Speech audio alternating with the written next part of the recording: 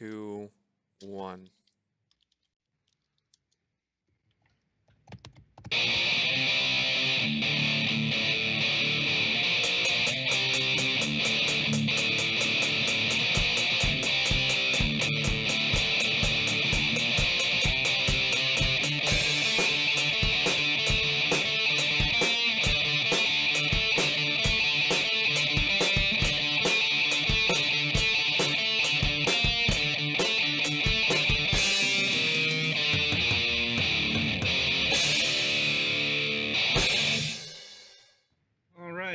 Welcome to the Fragments of Silicon's reviews. This is the last review session of the season. Up this week, we've got Alteric and Influence. First up, Alteric. I think that's how this is pronounced. It could be Alteric. Yeah, it's like, honestly, it's one of those titles that we would need to hear the name of pronounced in order to get it right. So we're just going to call it Alteric. If that's it's presumably something to do with Alter because of the two worlds gimmick, but that's what I'm guessing. I mean, if the developer listens to this and wants to correct our pronunciation, they are free to do so. Mm-hmm. It's like just put the right emphasis in the comments.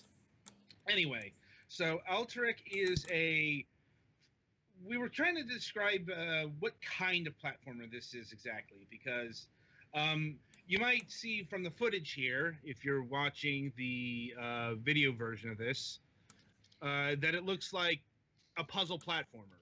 Namely, like it looks like Thomas Was Alone.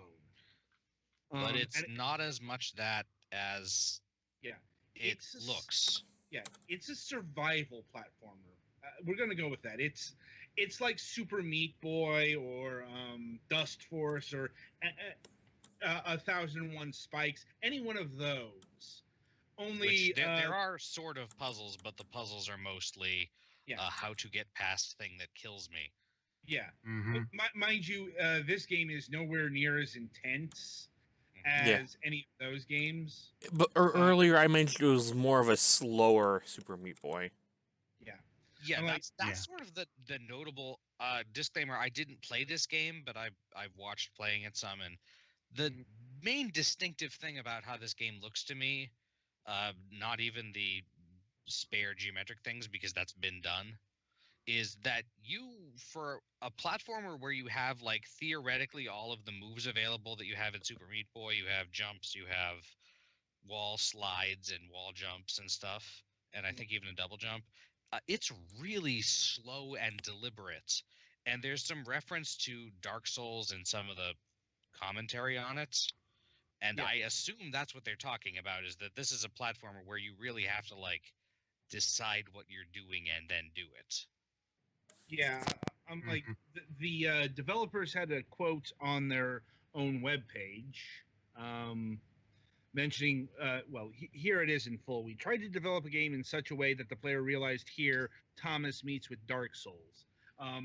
That's a reference to Thomas Was Alone is an indie platformer where you play as geometric shapes, and that is much more about that's a puzzle platformer. That's about using your shapes to get through the level. This is much more conventional survival. Avoid buzzsaws, spikes, that kind of deal.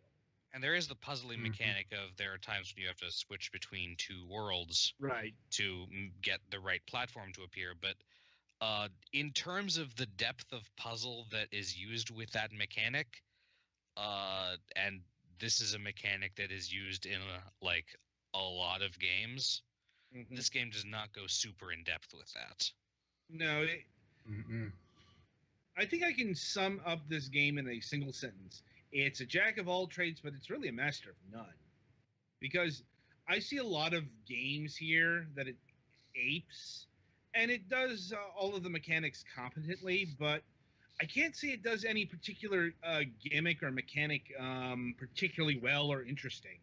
It's not bad. It's just not quite any of the things that its ideas are based on. There's nothing here that makes you want to play this over the games it's trying to emulate. Right. Yeah. It's like the like Thomas Was Alone is a lot more focused. For example, it doesn't have the hardcore challenge that this game is going for because it's going for much more cerebral puzzle building. Mm-hmm. And there's just a lot of game styles here that don't mesh well. I mean, yeah, I guess if you really want like very deliberate survivally platforming, then I guess that's kind of novel, but that I think is mostly novel because a lot of people decided that slow and deliberate is not something that most people want in their platforming. Well, it's more. I don't think that the pace of the game matches the style of platforming. Like there is a reason why Super Meat Boy et al. Went super fast, super quick. Yeah, when you're doing wall jumps and double jumps and wall slides and stuff like that, it makes more physical sense if you're going at a pretty appreciable clip. Meat Boy had a snap pace. Yeah, it's you can also see it in Hotline Miami, which is not a platformer, but it still has that manic pace because you're gonna die a lot. And you know what happens when you die a lot? The game gets repetitive. Like Meat Boy and Hotline Miami and stuff make everything quick, partly to have as an anti-frustration measure because you get to the part where you died faster and get another chance quicker to do something different this time. Yeah, that's not here. This game is being as slow and methodical as it is. You're gonna get frustrated.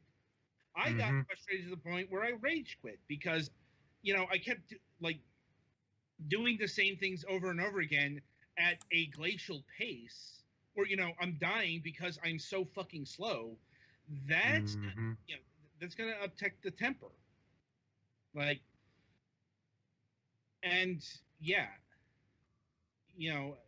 it was an interesting thought experiment, sure, but I couldn't say that it ultimately worked out in the end. Okay, so Petty Fan is doing this, and he keeps dying at the same spot, which is a good test. Yeah, it's and it's being 15 to 20 seconds between respawns, where again it's the same error, and he keeps hitting his pixel head on the pixel spike. Yeah. Right. And then jump, so it's the same thing. So just getting to that challenge area is like a 15 to 20 second loop. In Super Meat Boy, it seems like that would be 5 to 10. Yeah. Yeah, it's like if you get there, because you could die at another spot. Yeah, this isn't like the first challenge, but this is very early. Stretch. Yeah. Like this is just outside of the tutorial. Yeah, and spoiler alert, the world-changing mechanic is going to come into play in further levels. Well, he has to do it here. Yeah, I see what I have to do is just getting to it is a pain in the ass. It's one of those ones where you have to fall and then jump. Well, the way the momentum on the cube works, I don't know if you saw that quickly moving thing I just jumped off of. It screws with your momentum. Yeah, that's another thing. It's part of the physics is very deliberate, and you have momentum from the platforms you're on or not. Yeah, and it fucks with you as you're trying to jump, which makes hitting this platform I'm on now a pain in the ass. Yeah, the physics are odd, just in keeping with the whole mechanics of the game. You move like a block of ice, only not fast. That's about what I thought when I was playing it. Like I would actually call this glacial pacing. Granted, okay, he's not as slow as a glacier, but it's still really slow. Yeah. Ooh, almost had it, and then in order to avoid overshooting, you undershot. Yep, because again, physics.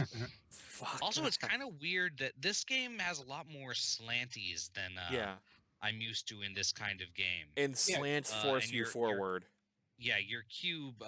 You actually slide down. Yes, too? That's interesting. When I got on that thing, I just stopped hitting any buttons, and it slides me down.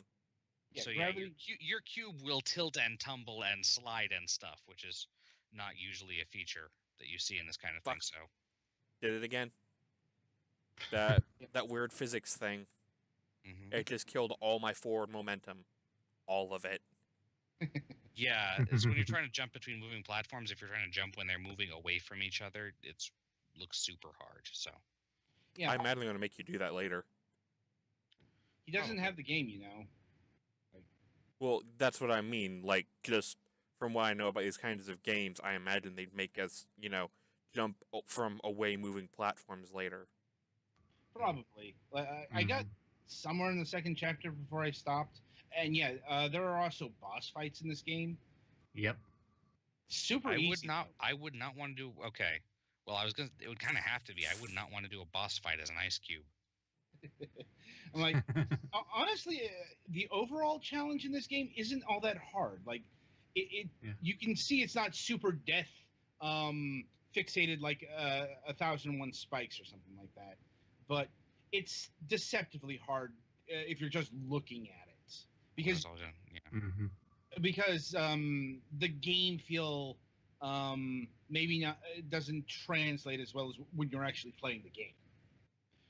Anyway, shifting over to other things, the aesthetic, well, once again, if you're looking at the footage here, it's a pretty typical indie aesthetic, very minimalist. Yeah, white character, black interactable terrain, colorful backgrounds to contrast both of those things. Black and pointy, kill you. White, help you. Yeah, white is also the checkpoint color. And once again, since it's by its own admission, one of the main inspirations is Thomas Was Alone, it's all, simple shapes, as that game was. Once again... it looks like later on you might get some cubes that have scary faces on them chasing you, but... Yeah, stuff like that. Once again, nothing here is bad, it's just I couldn't say that it especially stands out in today's market. Like, probably more than, say, a retro-inspired game, but just a couple notches above that. Let's see, the music. I'm honestly trying to remember if there was music here. I believe there was. There was. It was one of those slightly above ambient. Yeah, that's what I'm thinking. And would occasionally change. There's, I recall, 3 or 4 songs that the background music would loop through. Yes. I suppose in terms of the presentation, everything here is functional and minimalist. Anyway, yeah, it's nice if you're into that aesthetic, which is not super uncommon. Yeah, so there is actually a story to this game. You are a spirit. I would have never have guessed. A conveniently cubical spirit. Yeah, and well, that's actually to explain the two worlds thing.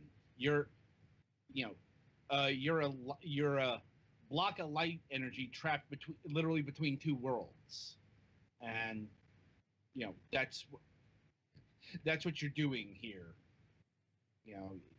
You're trying to escape this space of limbo, and that's about it. That sucks. You finally made the jump and then accidentally slid into a spike wall. Yep. Indeed. Also worth noting, this game runs in Unity. I don't as far as reused assets or anything like that. I couldn't comment because I didn't see any documentation towards that. Yeah, and we don't patrol the Unity asset floor. That's more store, so that's more Jim Sterling's thing.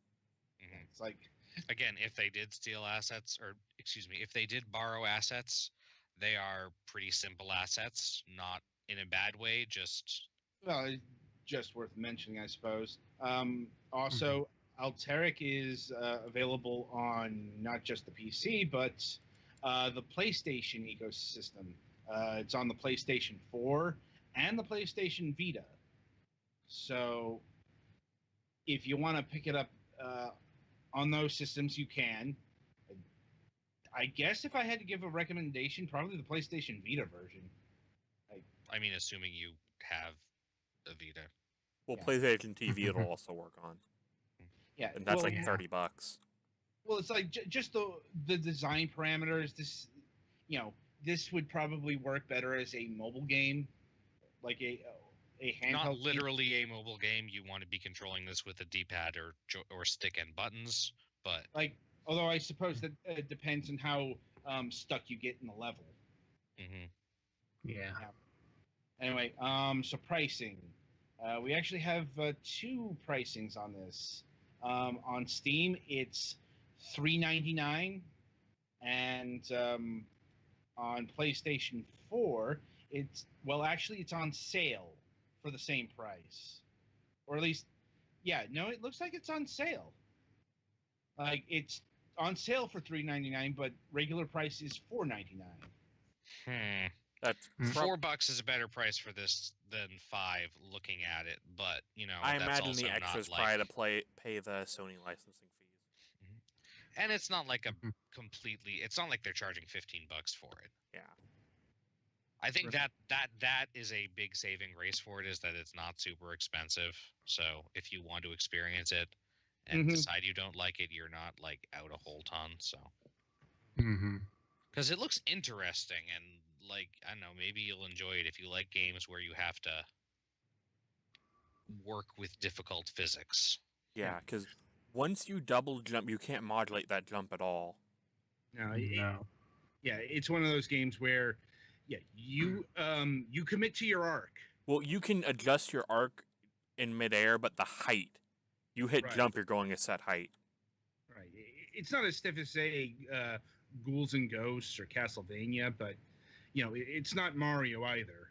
But yeah, you have to, it's important because there are spikes in the ceiling a lot. I've met those spikes. We've apparently become good friends. So you have to make sure, if you need to jump up to something that's less height difference than the spikes, you need to make sure you fall far enough first. Also, the actual jump arc itself is hard to judge because, again, it's slippery. Because you are icy and tumbly, it almost looks like one of the better strategies, if you can pull it off, is to kind of aim a little bit low and tumble over the edge. Tumble up over the edge. The problem with that is sometimes the tumble over doesn't work. Oh yeah, unreliable, incredibly unreliable, especially, or certainly a high skill thing, but it seems like that might be the best way to stop yourself after you land. Anyway, so yeah, it's a kind of interesting game. It looks like you're fighting the game's physics game, where the challenge is as much in the physics design as it is in the level design. Yeah, I'd say this is a pretty average game.